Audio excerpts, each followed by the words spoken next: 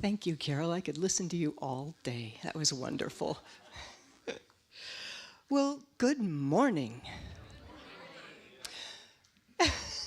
My name is Connie Carter. I am your board vice president. It is my privilege and joy to welcome all of you here this Sunday service. And before I go any farther, can we have a hallelujah of gratitude for our air-conditioned sanctuary? Oh, my goodness. Oh, my goodness. Yes, we are blessed with that. Welcome to all of you here in person and all of you at home or online. It's wonderful to have you all together. First, let me say, would you please silence your cell phones so that we don't accidentally interrupt the services later on. If you do it on purpose later on, there's nothing I can say to you about that. We have Reverend Shara Moscinska with us here today. We are blessed for having you to come and give us our message today. Thank you. Our musical guest today is Sherry Williams. This is your first time here. Please give her a welcome. We've been waiting for you for a year. It's wonderful to have you here. We're just delighted. Can't wait. Thank you. And of course, Carol Roman. Yes. Let's see here. We're gearing up, as you know, for our next spirit group. That's coming up. It's starting next Monday. Hopefully you've all had a chance to sign up and join a group. We'll have sign-ups in the back of the sanctuary today, not outside because yes. So afterwards, just go on over, find a day and time and location that works for you. It's going to be wonderful. I know we keep saying, oh, the spirit groups, da-da-da. And there's a reason for that. They are wonderful. So do find one that you can join in and participate. Tina Meeks and her band will give a concert next Saturday, September 10th at 5 p.m. Tickets are $20. I've already got mine. Free for those under age 13. Tickets are available today in the bookstore. They're also available online. And Carol has, is this a good time? Carol has more to say about that. And so come on up.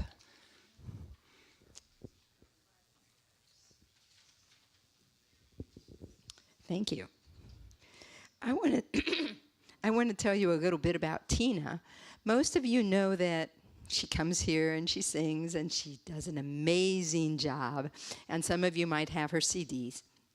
But you might not know too much about her personally. She comes from a musical background. She graduated from USC with a degree in musical theater. She worked with a Motown producer. She's performed with Ben Vereen. She sang with Lionel Hampton at Madison Square Garden. And she's performed on numerous occasions at Agape. What she's going to do for us this coming Saturday is not any of the type of music that you've heard her do in church. She does a lot of R&B. So she's going to be doing original R&B songs about love and about connection with her trio. Of course, this is going to be outdoors. It's not going to be as hot. So it's family picnic style. I think Connie mentioned it's 5 o'clock. It's $20. We also are selling food and drinks. So you don't even have to bring a lot of things. You can just purchase it here, and you can support us as well. So I'd love to see you. I will be there. Okay. And my choir, make sure you're there. Speaking of choir, as long as I have the mic, you might have noticed that there hasn't been a choir in a couple of months. Well, we take the summer off. So we are starting back to rehearsal tomorrow. Our rehearsals are Mondays from 5:30 to 7, and we would like to invite you to be a part of the choir. Now, you might be thinking, well, I don't sing. Well, it's a non-audition choir. So you don't have to audition where I say yes or no. If you have a desire and a heart, you're automatically in. What if you don't want to be in for the rest of your life? That's okay.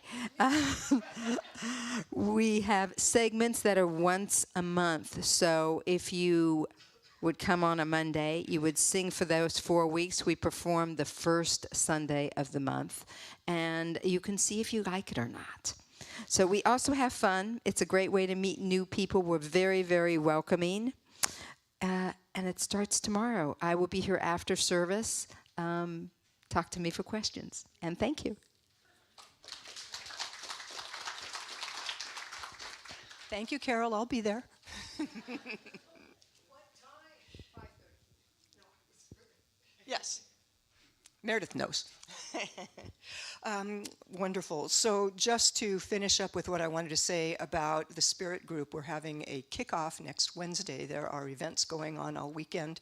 On Friday evening, Craig will be giving a Zoom presentation called The Power of Meditation. On Saturday the 10th, Reverend Shara and Reverend Blair will be doing a Zoom presentation on the power of forgiveness. Again, as I said, on Zoom. And then that will be followed by Tina's concert, which we're calling The Power of Music.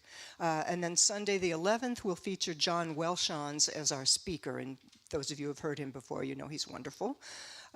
His topic will be the beauty and grace of aging, cultivating timeless wisdom.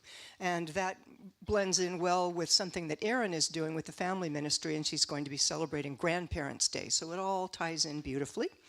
The World Day of Prayer is September the 8th with opening ceremony in the sanctuary at noon, and then prayers will continue until 4, and there will be a closing ceremony for that. Let's see, we were going to do prayer request slips. You got, you all have them. Well, I don't. I'll get one. So, yeah, right. So you all have them. That's perfect. Fill them out. You can drop them in the offering basket when it comes by or hand them to an usher. If you have nothing in your particular life that you need prayer for, then do a prayer of gratitude. There's always something to pray for.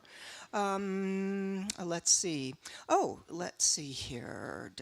And today is Birthday Sunday because it's the first Sunday of the month. So those of you who have a September birthday, would you stand up? Oh, look, here we are. We've got many. Yay! Look how many. Woo! Happy birthday to you and you and you. Happy birthday to you. Happy birthday, dear.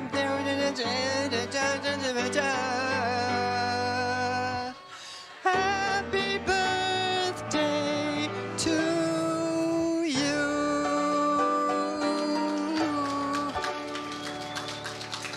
Awesome. Awesome. Awesome. And then finally, Reverend Shara has a special announcement to come and talk about. Yes. Thank you. Yes. Hello, everybody. So we have a new installation in our children's garden, and it is a wishing well, and it is the manifestation of a wish. Erin had this inspiration, this thought in mind that it would be lovely to have a place to put our prayers for our children, to wish upon a star, to be part of that process of manifestation. She just casually mentioned it to Dawn Teeters. And Dawn just happened to spend 2 months creating this masterpiece that Mary used her wonderful skills to adorn. And we are having the great reveal. Come have a stand, take a bow.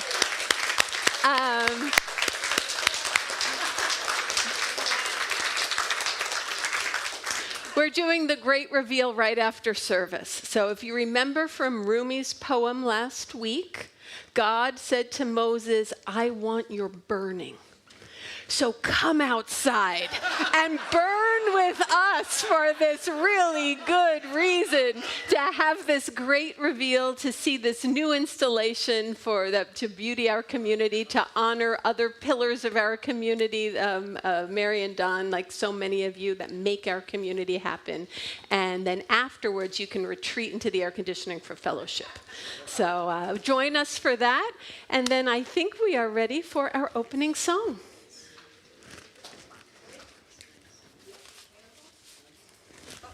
Oh, I'm so sorry. We are.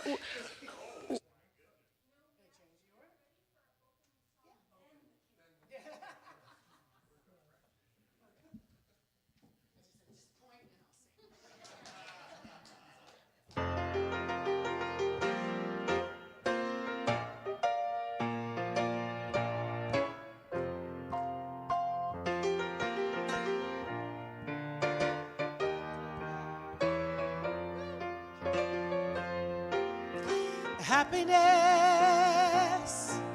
is in your hands, you must believe.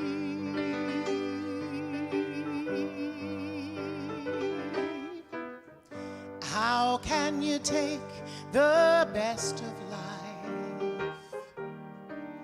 chase away your doubt and fear? What must you do to leave the dark behind? The light within your mind will make it clear that happiness is in your hands. You must believe.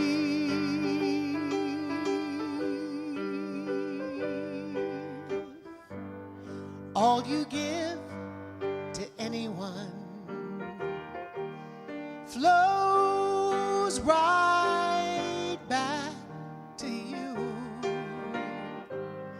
Don't you know that you are everyone, and everyone reflects what's inside of you?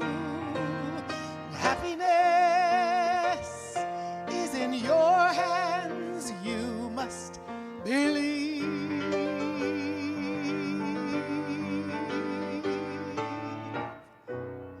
Look inside and you see the light.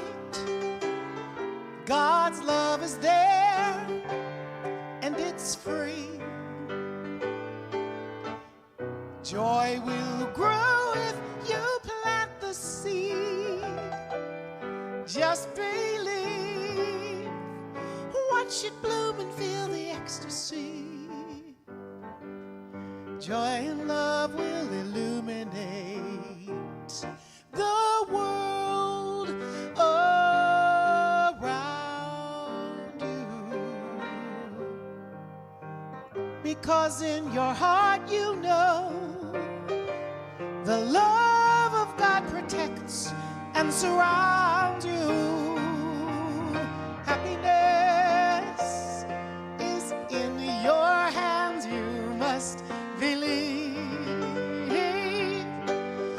Must believe.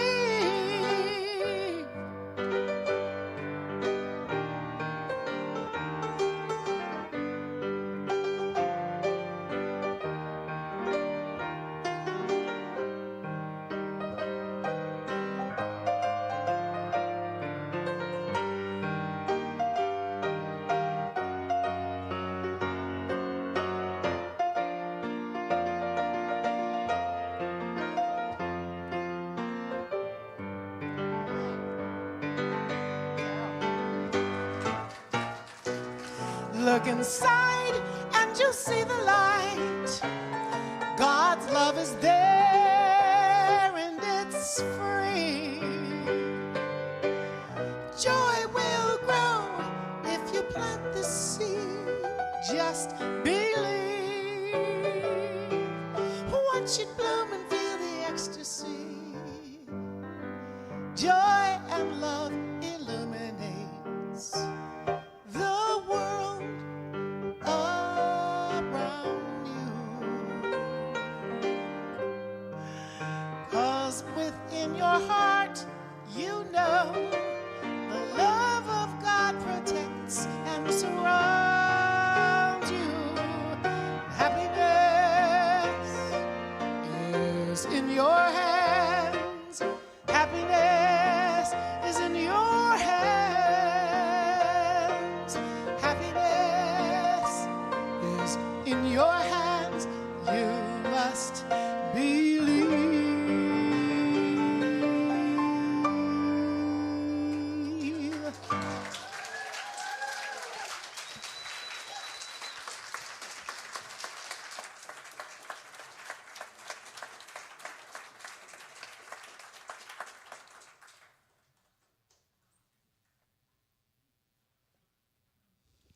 Good morning.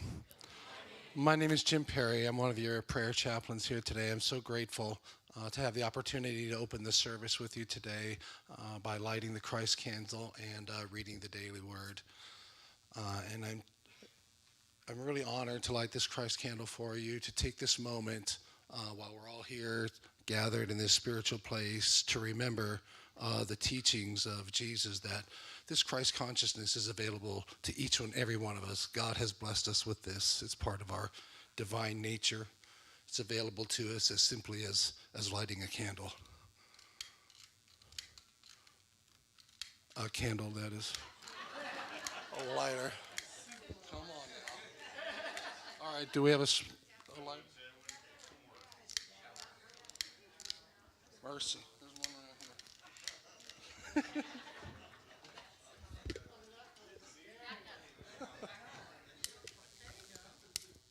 There we go.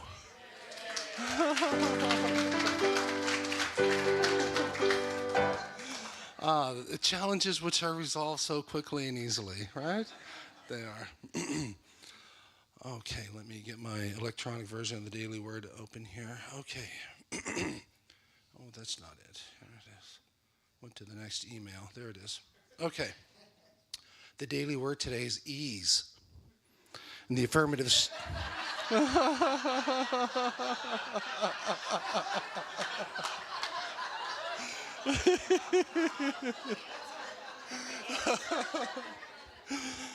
Oh, yes. Perfect. Synchronicity, isn't it? Perfect. The affirmative statement is, beholding God in every circumstance helps me to know ease. And our biblical reference is from Proverbs, the first book, verse 33. Those who listen to me will be secure and will live at ease without dread of disaster. And our reading today is, it's easy for me to find God in the glory of a sunrise and in the laughter of children, and to feel God's love as I get together with friends or family. Whenever there is wonder, joy, or fellowship, God is surely present. I remember that God is just as surely present when my responsibilities feel overwhelming, when conflict arises in a relationship, or when it feels as though there isn't enough of what I need, like fuel in a lighter. Let's see, where were we here? If I begin to feel tense, fearful, or frustrated, I remember that wisdom, love, understanding, and strength, all of the divine qualities that live within me, are ready to help me with any challenge. Assured by my awareness of God's presence, I move with ease and grace through whatever this day brings. And the affirmative statement will repeat together, beholding God in every circumstance helps me know ease. Together. Beholding God in every circumstance helps me to know ease.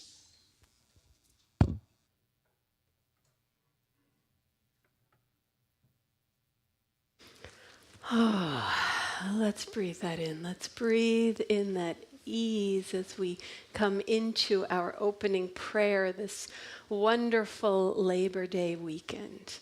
This is our time to sink into some ease for many of us, or to remember that rest from labor, that celebration of the work with some respite. Because, sometimes we really move mountains. And other days, we move from the bed to the couch. And it's all okay because both are necessary. And you all get a spiritual A+ because you moved from the bed to the sanctuary. That's something on a hot day like today. So let's just breathe in appreciation for all of it. Breathe appreciation for all of it. God is in all of it. And breathe in appreciation for all of us. Jim's little struggle with the Christ candle was the perfect metaphor. Because while we all carry Christ consciousness within, we manifest the body of Christ, the body of living love, in interdependence, as interbeing, in community, as we need each other. And when we come together with holy intention as a collective, qualities emerge that the world needs that we cannot create or access on our own. We are the portal of emergence. We are the portal of living love, of evolution, of service in action. And today, we take a moment to breathe into the ease, the safety net of knowing we are part of a community that has our backs. Relationships like this we maintain partly so when we need it, that resource is there, alive, intimate, available. And we can recenter in what matters most. We can come back to our essence as children of light and love. And from that place, live and be and breathe into the world. So I invite you to stay in that ease as we move from our opening prayer into meditation. This is a meditation based and inspired by the 12 Powers meditation by Cora Fillmore. If you haven't done so already, and if you feel comfortable, I invite you to lower your gaze. I invite you to take a deep breath in and accentuate the exhale. Letting go, letting God. I invite you to attune to your own center of spiritual gravity and how it is potentiated in harmony with the collective, in awareness.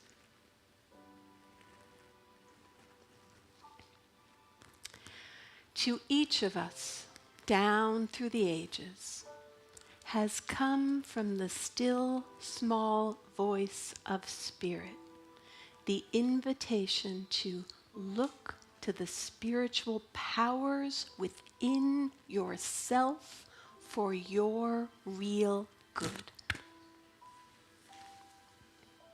You are a spiritual being, a God in the making. Let go of all illusion about yourself and relax with ease into the higher dimension where you see through the eyes of Spirit, hear with the ears of Spirit, and perceive with the heart of Spirit.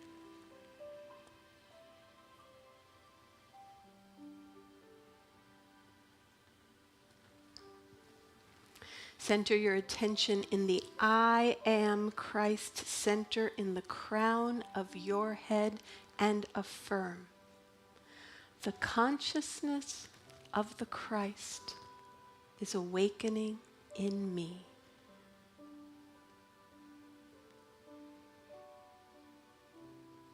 The power of your word naturally causes an outpouring of the Holy Spirit, manifest as a soft, golden light of love. See this light dissolve any darkness surrounding you as you expand into pure intelligence and dynamic loving.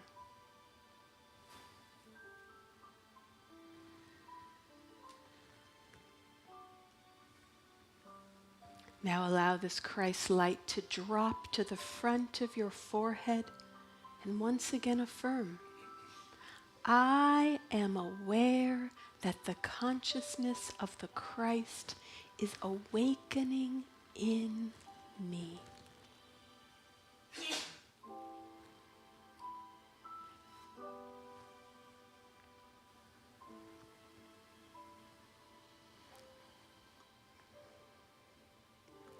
Now see the soft light of Spirit flow down, down, down, penetrating and permeating every cell of soul and body, paying special attention so that the light interpenetrates all the way down into your heels, awakening in you a greater degree of illuminating love from the crown of your head all the way down and below the soles of your feet.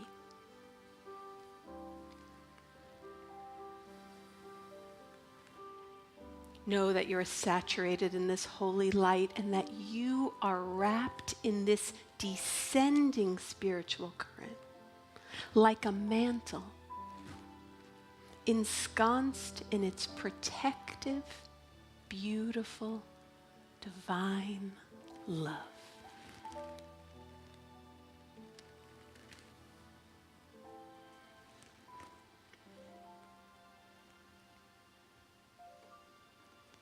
Now bring your awareness to the ascending current of light coming up from earth that has it within it the false beliefs and the lack consciousness of the collective that comes to you through your life to handle and heal and transform and transmute as part of your sacred destiny. See, the descending current of illuminating spirit in which we live, move, and have our being contact the ascending current of collective consciousness at various points. And in this contact, see that chemicalization, the tempering and harmonizing all thoughts of fear, jealousy, lack, againstness.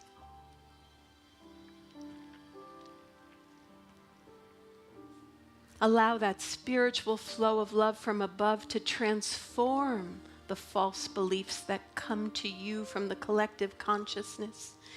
Transform them into constructive forces, offering you a richer and broader understanding of life in this manifest realm, and insight into the truth that you have the power to use every problem in which you are involved as a stepping stone to higher consciousness and love.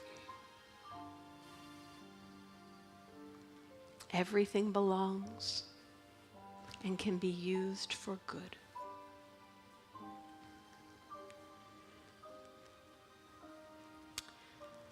Now experience the 12 powers of faith, will, understanding, imagination, enthusiasm, power, love, wisdom, strength, order, renunciation, and life.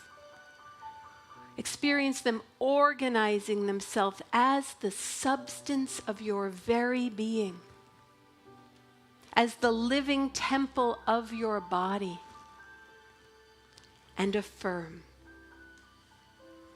I am immersed in the Holy Spirit of life, love, wisdom, connecting the soul directly with the celestial realm. I am immersed in the Holy Spirit of life, love, and wisdom, connecting the soul directly with the celestial realm in the silence.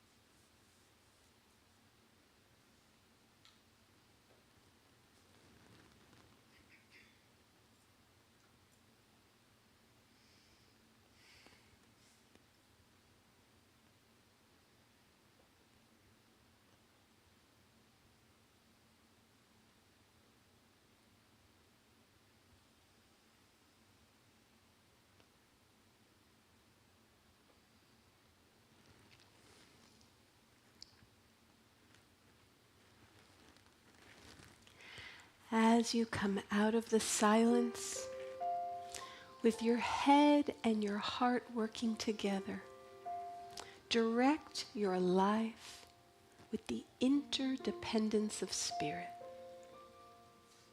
Consciously working with the one creative power of the universe, we extend this consciousness of wisdom, of love, of transformation to all of those in our minds and hearts, and all of those on our prayer list here at Unity of Tustin.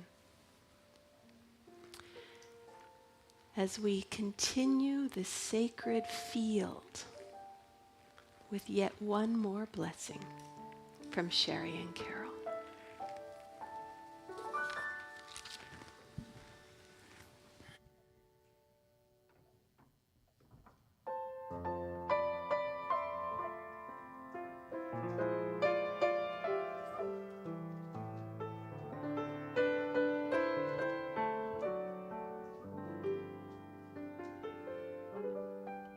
In my highest place, I see your face. Your name becomes my sacred prayer. A mantra whispering everywhere. With your sweet love, I rise to grace and find you in my highest place.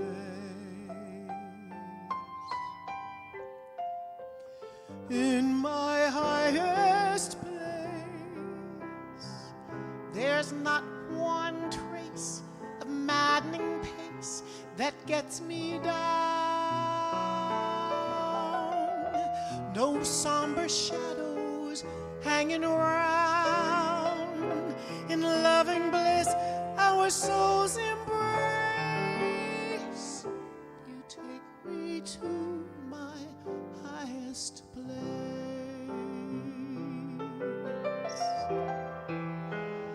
And we're looking down from beyond the sky to watch the cosmic show, inch by a glitter in a golden eye.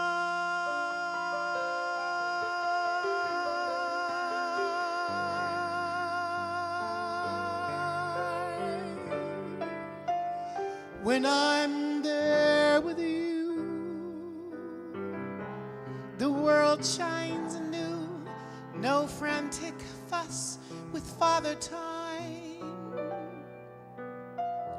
Each heartbeat is a gift sublime. We shimmer in enchanted space. When I'm with you, in my highest place.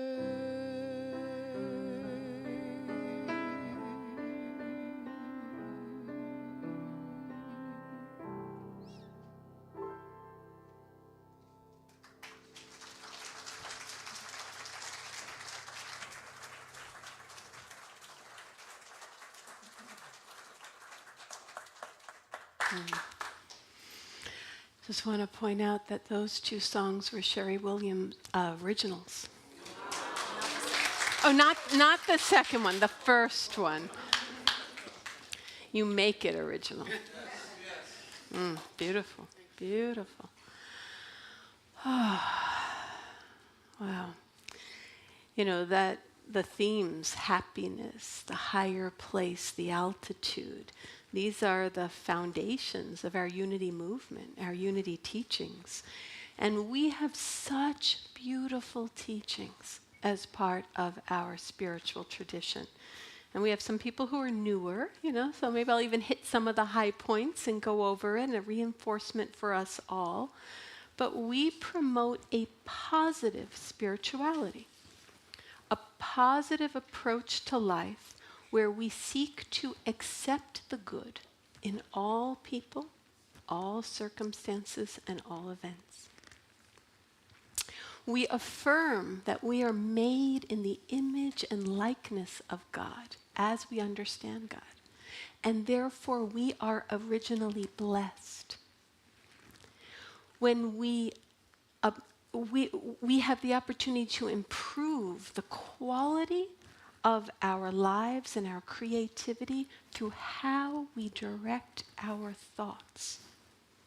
What we hold in mind produces after its kind. We have that creative power. We may lose access to these inherent blessings and this inherent power from time to time, but we have the power and the grace and the responsibility to change our thoughts and consciousness and return back to the truth of who we are again and again. God as us. And then we have the responsibility and the opportunity to live from that place, to feed that essence into the manifest three-dimensional world. We may not have control over all of our experiences. Our experiences, like we see in the meditation, are not things we cause because of bad thinking. They are things that are given to us from the collective consciousness that has not been metabolized by the collective to heal and transform. But we do have power over our attitude to the present moment, how we're going to respond to those experiences, to what is happening now.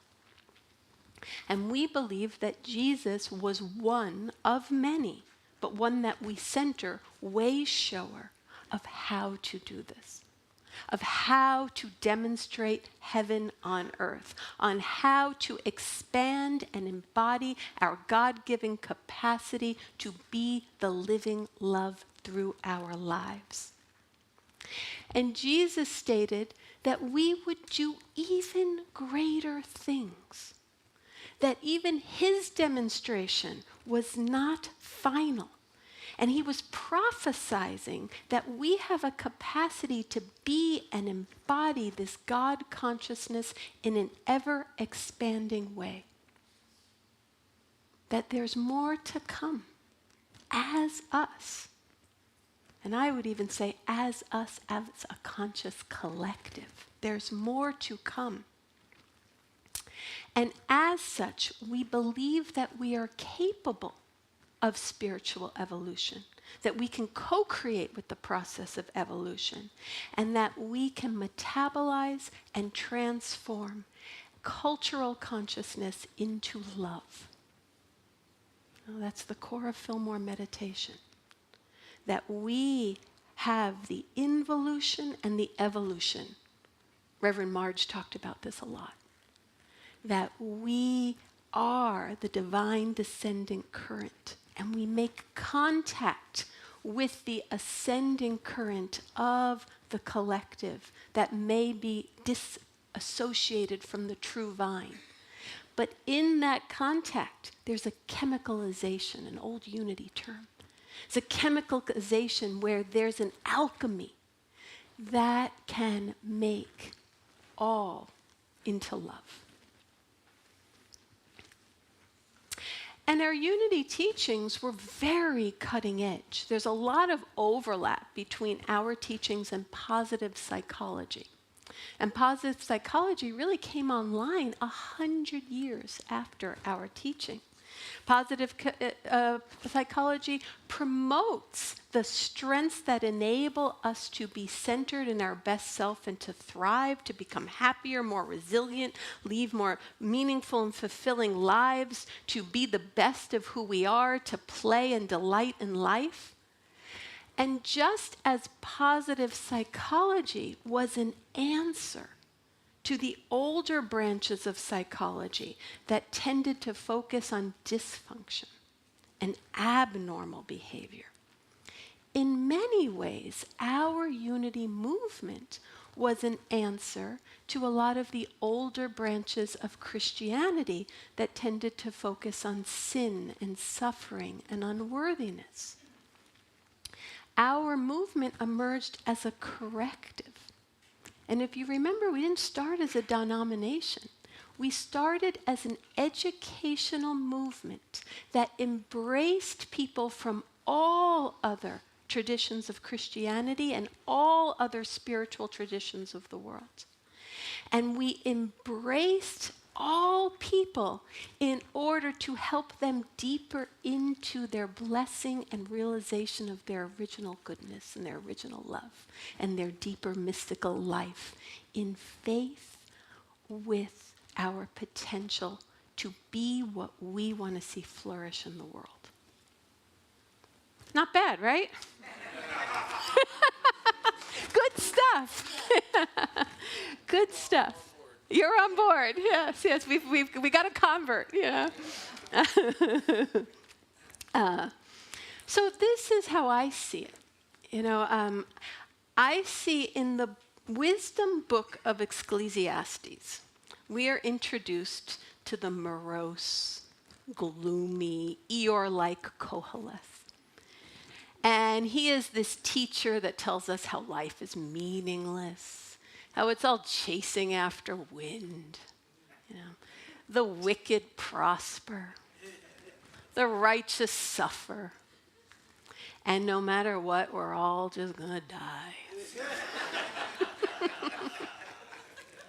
But Koheleth tells us, out of all the evil people in the world, the most evil, the most despicable are those people who have blessings, who have goodness, who have a loving family, who prosper and complain anyway.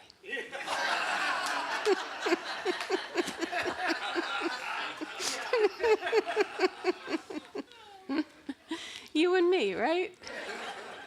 You know, I mean, so that's how I see it. I see our unity teachings as being a response to this cultural collective that's filled with pessimism, where we don't see the blessings that already are.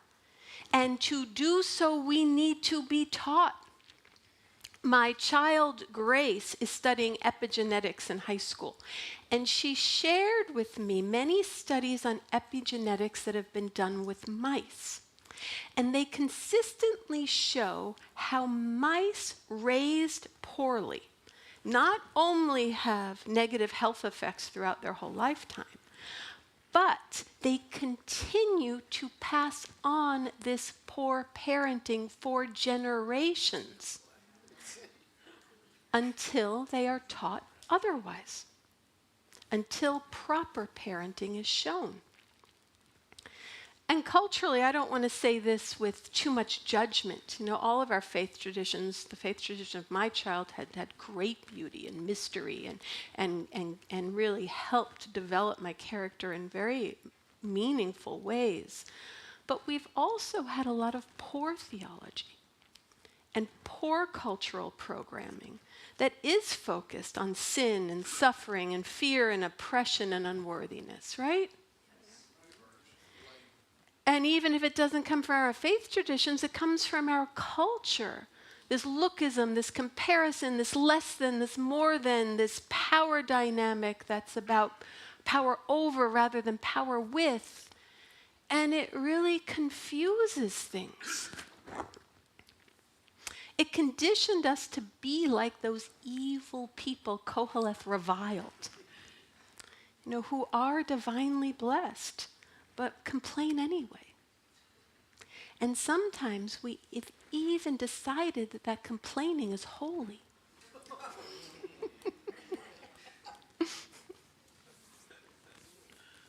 You know, for many of us to this day, claiming our divinity, access and living from our Christ consciousness of living love, of hope, of faith, of positive thinking, of accessing our God faculties, you're doing it on purpose.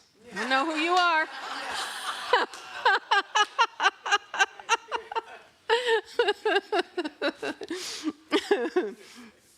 from the inherent goodness of who we are, for many of us, that was considered or is considered a bit taboo, a bit prideful.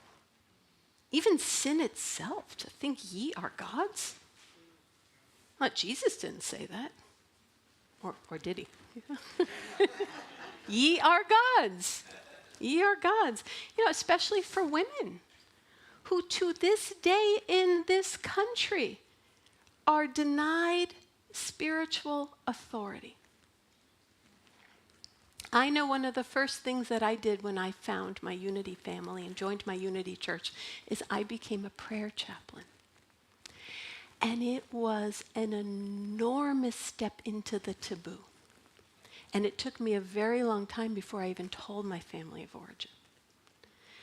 The members of my family of origin who had given up on spirituality, I was concerned they would just think it was silly. And then for the members of my family who still embraced spirituality, I was afraid they'd think, who do you think you are? You're a prayer chaplain? You clean dinners, you clean dishes at Thanksgiving, I thought I'd be seen as prideful. There's a growing edge that our movement asks us to claim and say yes to. And our teachings have been a needed and important corrective to all of this acculturation.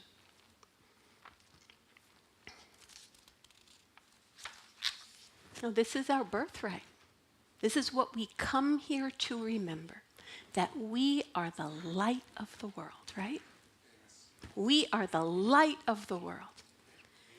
And if we bring in the weather and we bring in Rumi, we are the light and the burn of the world. And we need that burn, because that burn is part of the transformation. It's a little messier than just the light, but we need the burn too.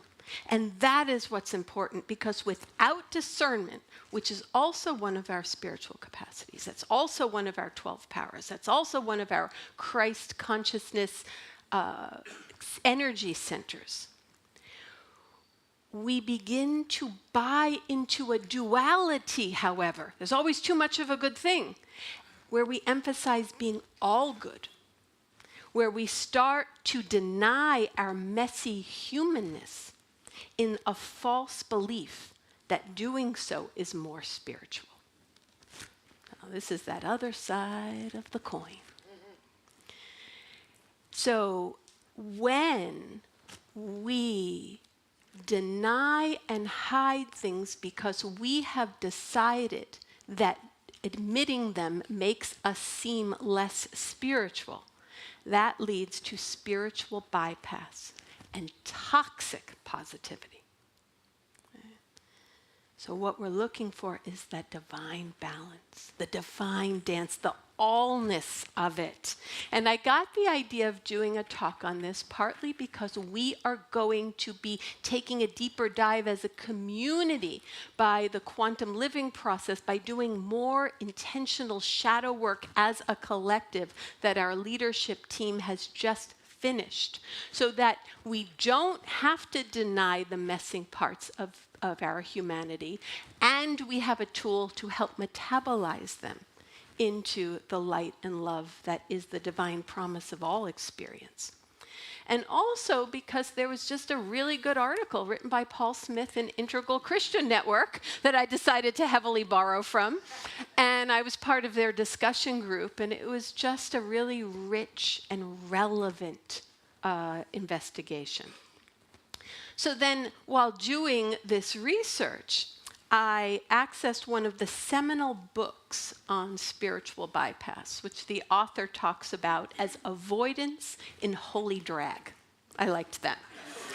But it turned out that this book was written by a spiritual teacher who was accused of horrendous abuses when serving as a guru of a spiritual community. So the juxtaposition shows why this awareness of spiritual bypass is so important. Because what we deny, repress, do not metabolize, do not transform, it will come out sideways. And it often comes out sideways in dangerous and destructive ways. It is encapsulated in one of my guiding teachers from Carl Jung: what we don't transform, we transmit. What we don't transform, we transmit. So it is our spiritual responsibility to transform. And we can't transform what we hide and deny. Right? So while focusing on our inherent good is a needed cultural collective, we have to be open to our humanness, especially that humanness that looks unspiritual. So that's what I'm talking about when I'm talking about spiritual bypassing. So what is spiritual bypassing? So the term was apparently introduced in the 1980s by the Buddhist teacher John Wellwood to introduce a process he saw happening in Buddhist community he was in, and that he also saw happening within himself. He says this: although most of us were sincerely trying to work on ourselves, I noticed a widespread tendency to use spiritual ideas and practices to sidestep or avoid facing unresolved emotional issues, psychological wounds, and unfinished developmental tasks. And I would add to that unfinished tasks of the collective that may not be ours, but life is giving us to heal and transform. When we are spiritually bypassing, we often use the goal of awakening or liberation to try to rise above the raw and messy side of our humanness before we have fully faced and made peace with it. We may also use our notion of absolute truth to disparage or dismiss relative human needs, feelings, psychological problems, relational difficulties, and developmental deficits. No, it can get in the way of our compassion. If what we think about, we bring about, why should I empathize with you? It's your fault. Yeah? We can have that edge, whether we know it or not. We got to be on the lookout for this. He says, I see this as a basic hazard of the spiritual path, especially the positive spiritual path. Yeah. Another term is premature transcendence, which is when we do access in meditative space the non-dual, causal, formless realm that has within it a type of peace. But we use it so much that then we don't address the problem in front of us in life. So we have to even have discernment there, because of course meditation and that practice can be very helpful. When we move our focus from our struggles to altitude, we do access what's more spacious. We do access what's more timeless. We do access our inner divinity. We do access capacities that we do not see in our personal reactivity. And this interrupts our habitual patterns, and it gives us the access of compassion. And then later, when we turn to the problem, it really might open up a third way. It really might give us resources to handle the problem from a more authentic, grounded place. But the problem is when we use meditation and prayer and the peace it provides us as an escape. So that's the difference. That's the distinction. We're talking about discernment here. But if we want to grow up and wake up, we have to engage our shadow side, our messiness, the parts of us that we think we shouldn't have and that we're worried make us not look spiritual. Richard Rohr says, human consciousness does not emerge at any depth except through struggling with our shadow. It's in facing our conflicts, criticisms, and contradictions that we grow. It's in facing our contradictions that we grow. You know, I am a sincere seeker, and I hold some integrated wisdom. I can own that. And it occurred to me my last couple of times on the platform, I told you stories where I really did kind of come through with quite a bit of maturity. So just in case you're projecting some sort of like holy maturity on me, come to a board meeting.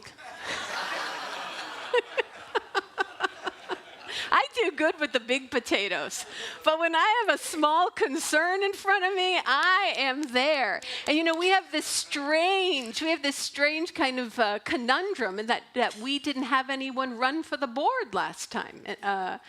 So we don't really know what that's about, but maybe they'll be lining up next time because you'll get to see me dripping with humanity. But you know, it's the both and. You know, I can be messy. I can have a tendency towards reactivity. I can be edgy. I can be irritable. I can be very Enneagram 1-ish. Not as an excuse, but just that's kind of my groove. That's kind of my hardwiring. And I can hold myself with integrity in my sincerity and trust that I can do good in the world. And if I do go off course, I can trust that God will make it right. That God will use my sincere mistakes for the highest good of all concerned. So we have to take both. We have to take both because if there's nothing to be ashamed of, we decide that our less than stellar emotions are really unacceptable. But they're not. We just think they are, and then we bury them. So how y'all doing? Good. Okay. Yeah, because we can get co-opted by the bliss and think that that's all there is. And the spiritual path is beautiful, but it ain't pretty. And when we do try to bypass what we think ain't pretty, we create fragmentation in our psyche. We reject what's painful and unhealed, the unflattering aspects of being human. So you know what's coming. I want you to find, what do you hide? Think about it. I'm not going to ask you to stand up and testify. But I do want you to identify a couple of things that you don't want anyone to know. Because if they did, they might not think you're quite as holy as you would like them to think. You know, what are they? Think of a couple. I mean, they're the big ones, like addictions and sexuality, even healthy sexuality in our culture. We sometimes want to hide. But I'm talking about, what about the smaller, sneakier ones? What about those everyday ones?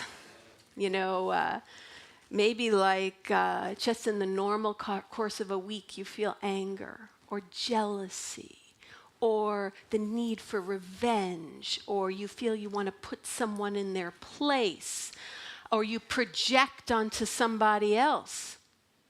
You know, what about things like that you think you should be above such pettiness, but yet it operates? So I'll tell you one of mine. I will testify. So, thank you. Camera's off. Yeah. I want to start Botoxing my 11. I do. And I don't like it. I think it makes me look uncharacteristically stern. So I want to Botox this baby. But, you know, part of me feels like it should be a secret because I should be more spiritual than to care about how I look. You know?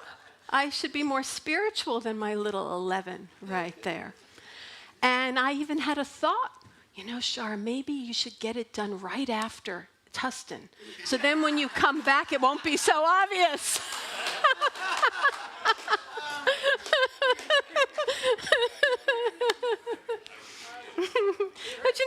becomes an ego trap.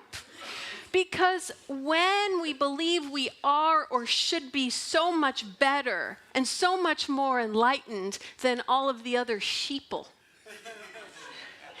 you know, what it does is it causes us to focus on like one-upping.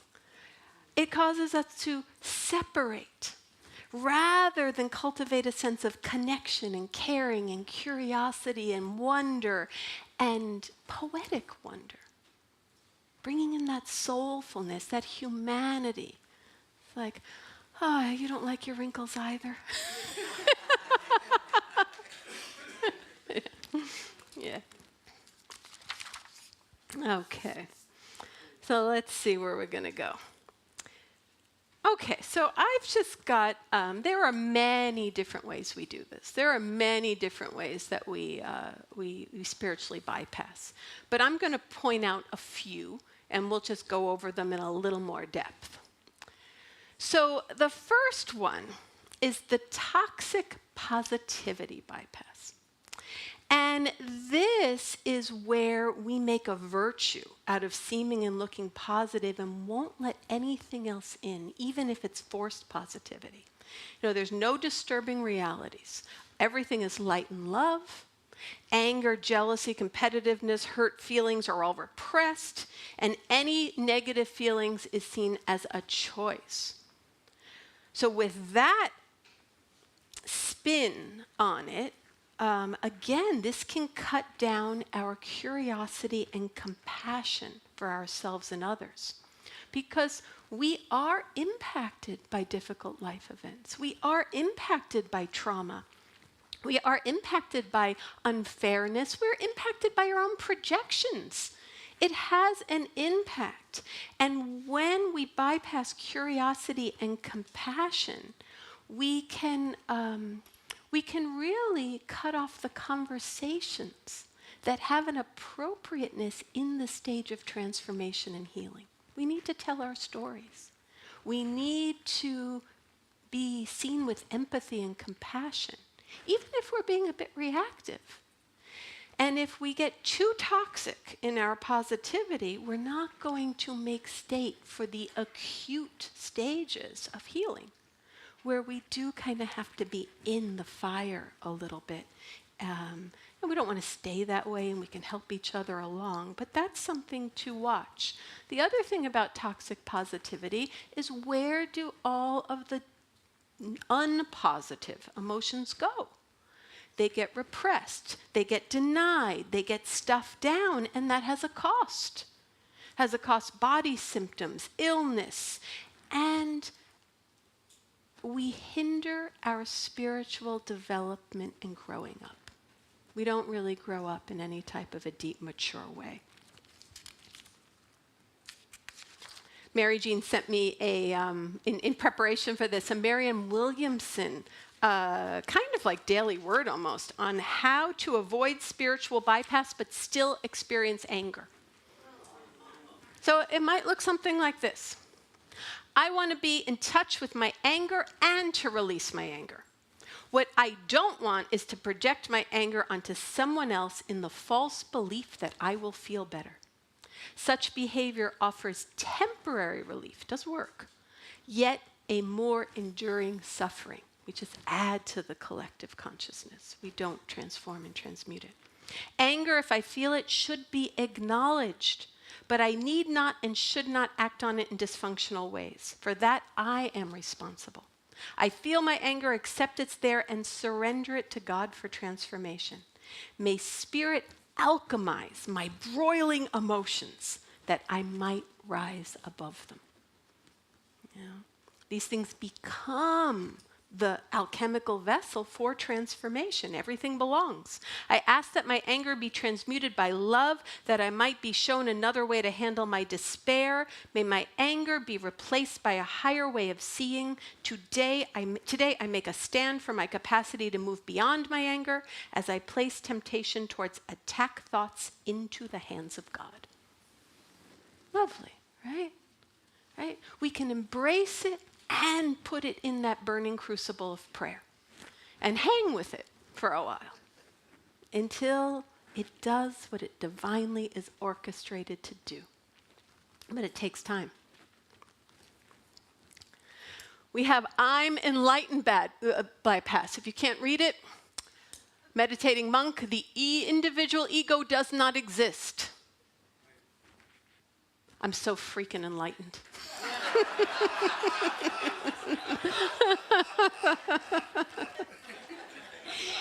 Here we consider ourselves to have reached a high level of awakening beyond problems and difficulties.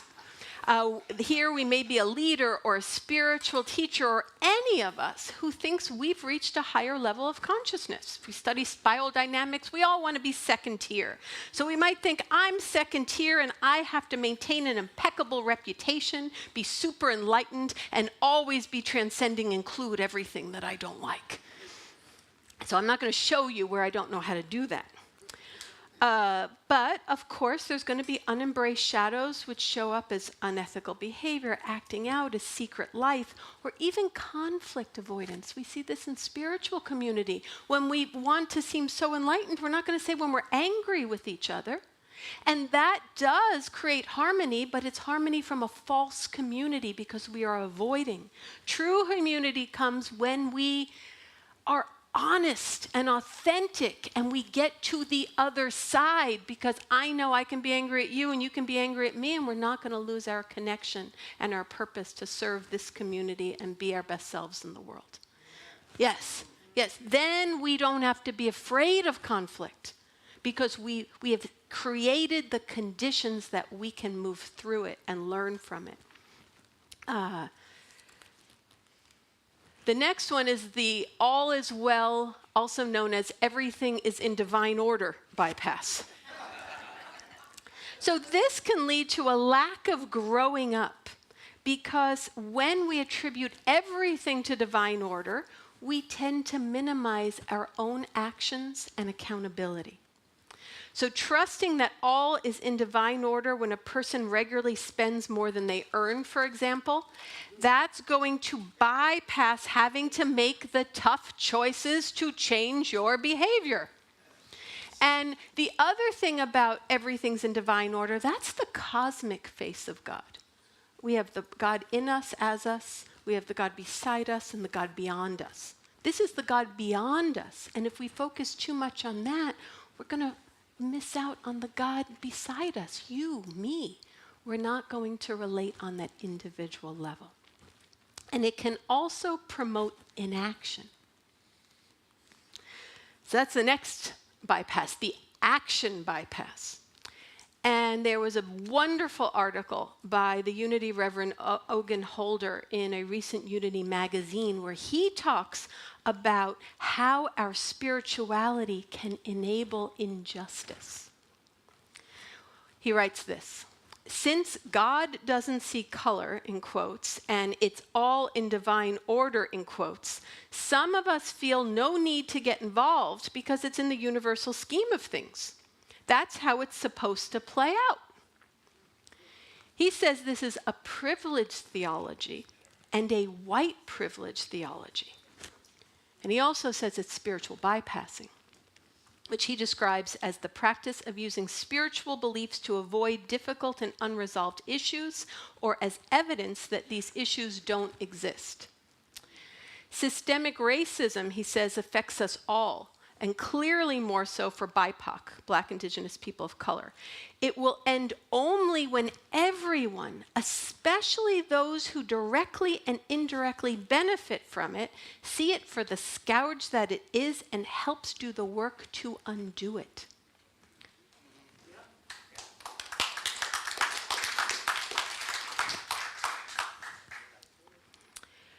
Too often, he says, in unity, I've heard, it's not ours to set it right, but to see it right. Okay? This is the misuse of the hanging. We're not going to hang in inaction in the face of injustice until we see the divinity of it. That is a bypass. Too often I've heard it's not ours to set it right, to see it right, and what we resist persists. So we didn't speak directly about the injustices of the world. We were invited to not even think about them for fear of either polluting our consciousness or energetically perpetuating these injustices.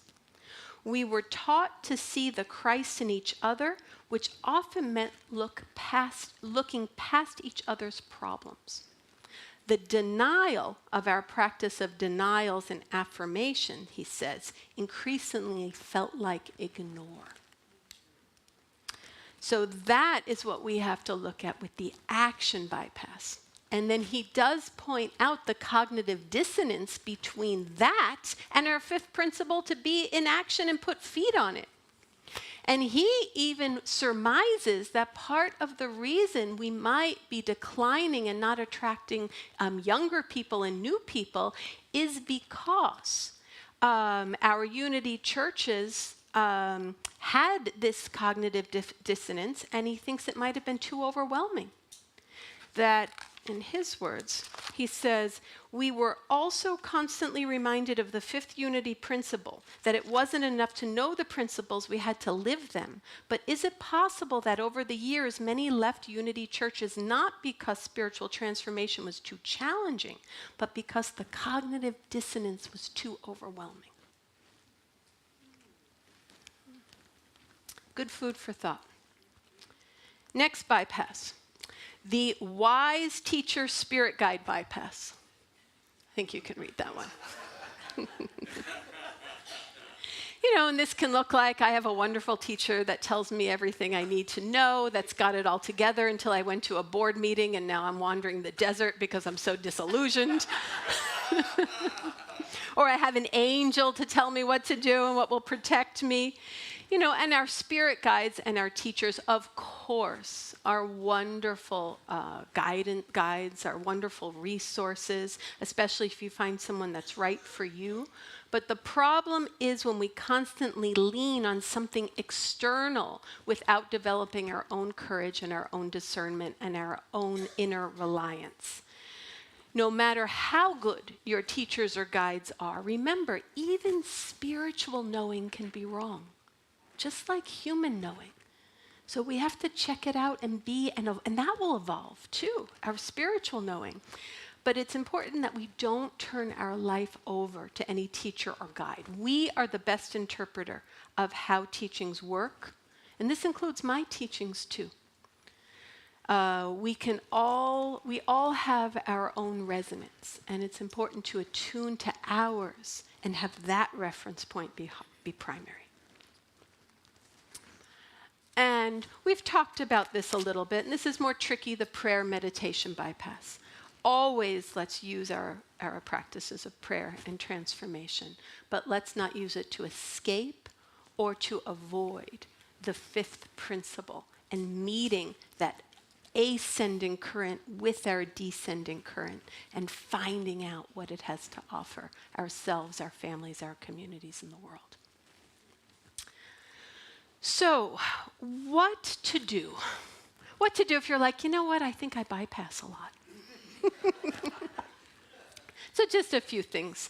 Humble self-knowledge, honesty, acceptance. We need to be willing to be wrong, misguided, totally off the mark. We need to get over that shame. We need to be more open about it, normalize it as part of our community culture, so we are not perpetuating this lopsided spiritual maturity viewpoint.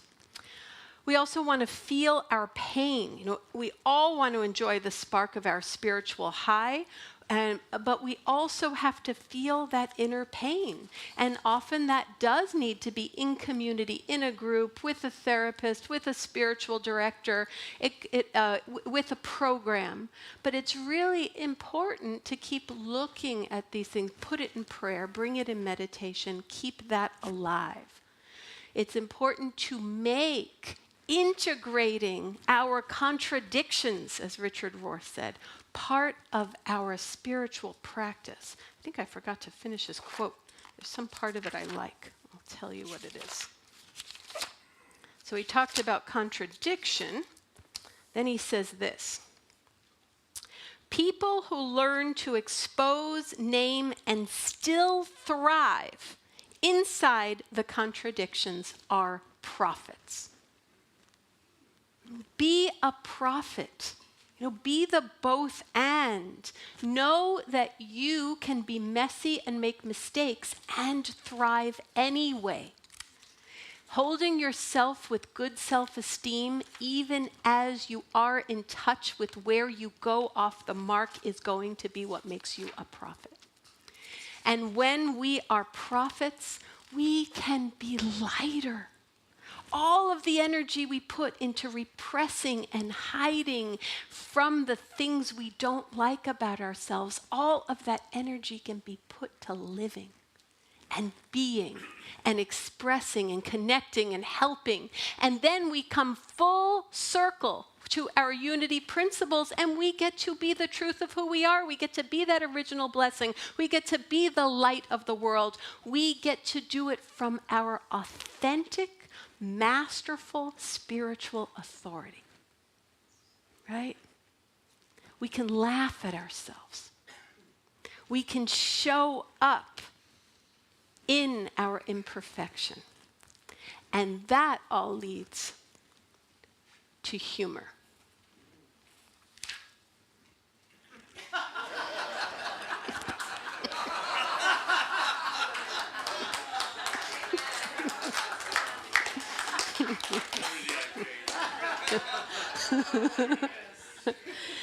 That's my second confession.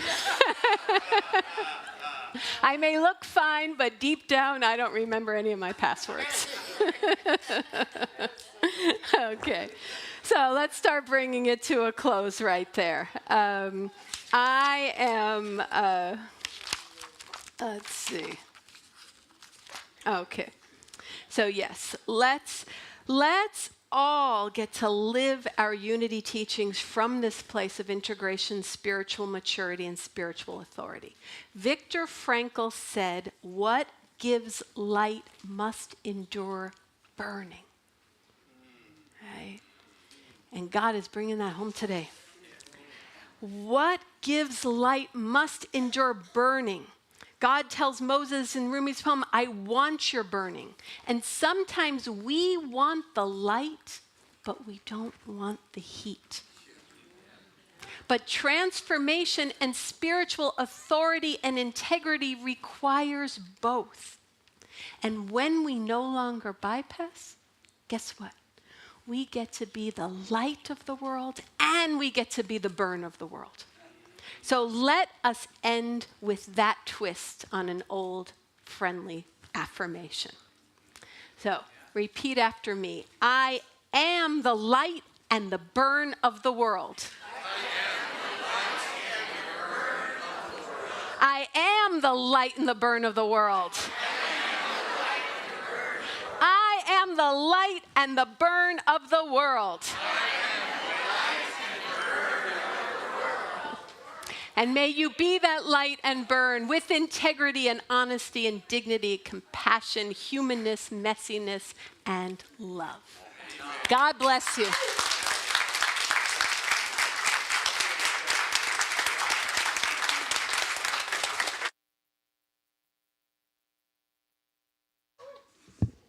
Thank you so much, Shara, for showing that. So really grateful for that. Thank you, thank you.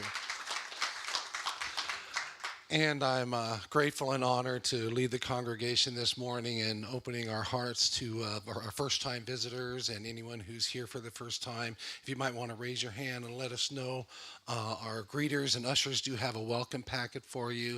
It just has a little card in there that we're hoping you'll fill out and keep in touch with us. Put us on your email list. We are an open and inclusive community.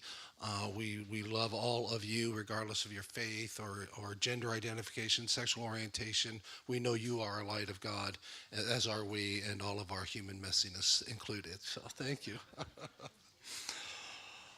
And it is also a time for us to participate in this glory of abundance and feed our spiritual home.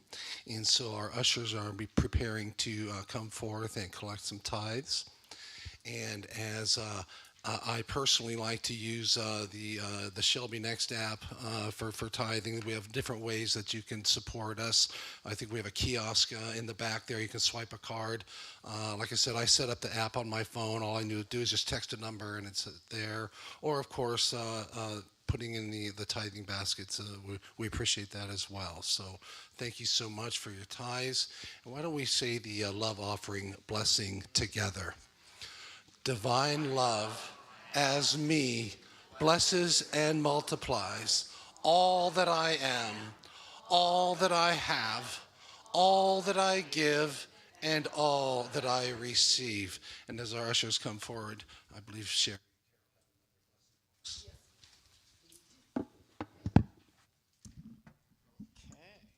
Hopefully I can get you to sing along a little bit with this one. We'll see.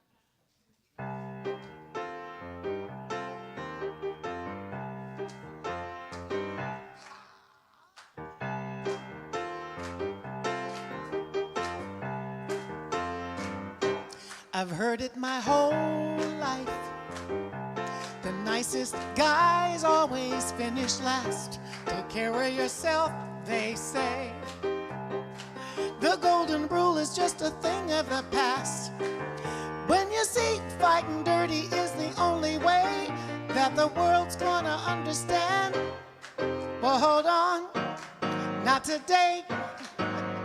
That's not the way that I play. I know love wins. Love wins, yes. You better listen, my friends, 'cause in the end, love wins, yeah, yeah, love wins. They say it's a cruel world, and I read the same morning paper as you.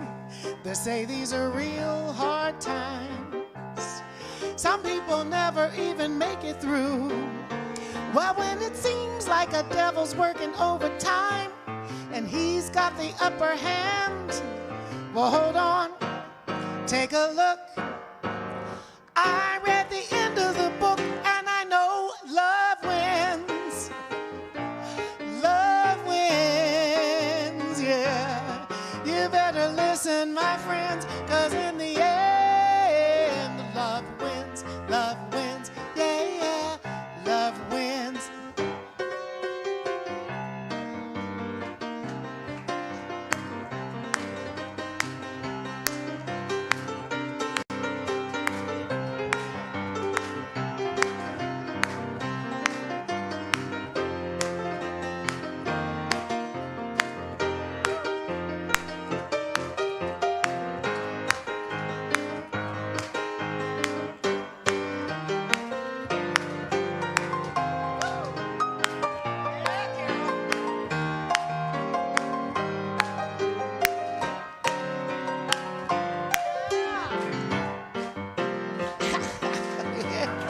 Yeah. Now this is your part. Love wins, yeah, yeah. Love wins, yeah, yeah. Love wins, yeah, yeah. Everybody sing. Love wins, yeah, yeah. Love wins, yeah, yeah. Love wins, yeah, yeah. One more time, sing. Love wins, yeah, yeah.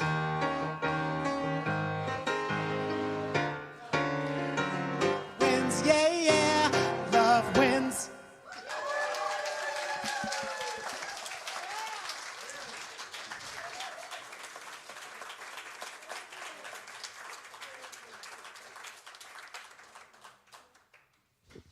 Thank you so much, Shara. It's so beautiful. Thank you, thank you.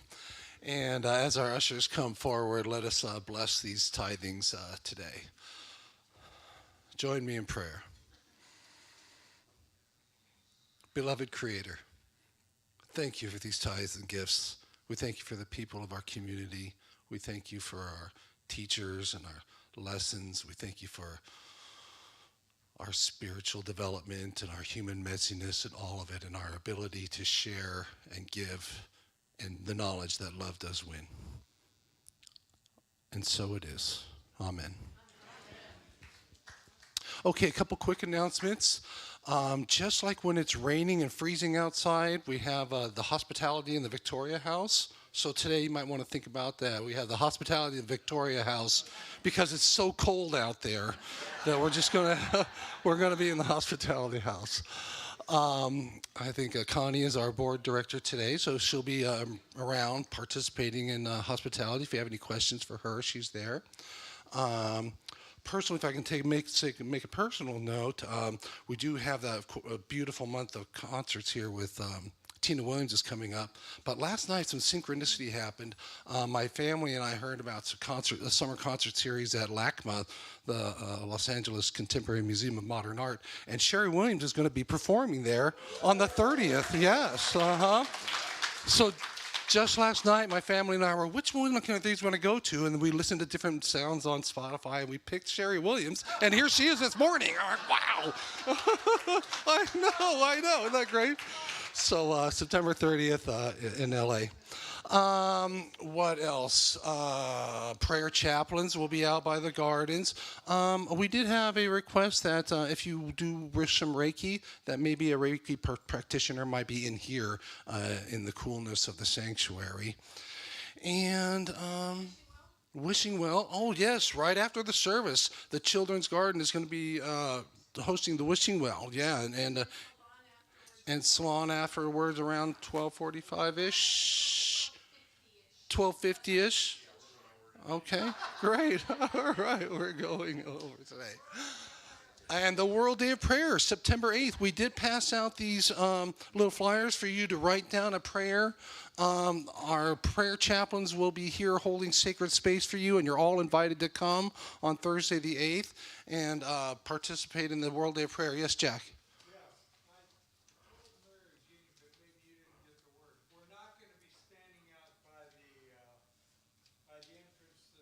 Today? We're going to be available in rooms 4 and 5 at the Sunday school. Okay, so the prayer chaplains today will not be praying out in the garden in the heat with you, but we'll be in rooms 4 and 5 if you're available for prayer, or if you have any sort of prayer. If there's anything on your mind, the prayer chaplains would love to serve with you. Yes? Spirit group sign up? It's in the back on the chair. Thank you so much for mentioning that. Yes, spirit group sign-ups are in the back on the chair. And then lastly, of course, let's together take a comfortable breath and say our prayer for protection. The light of God surrounds us. The love of God enfolds us. The power of God protects us. And the presence of God watches over us. Wherever we are, God is, and all is well. Go forth and live it.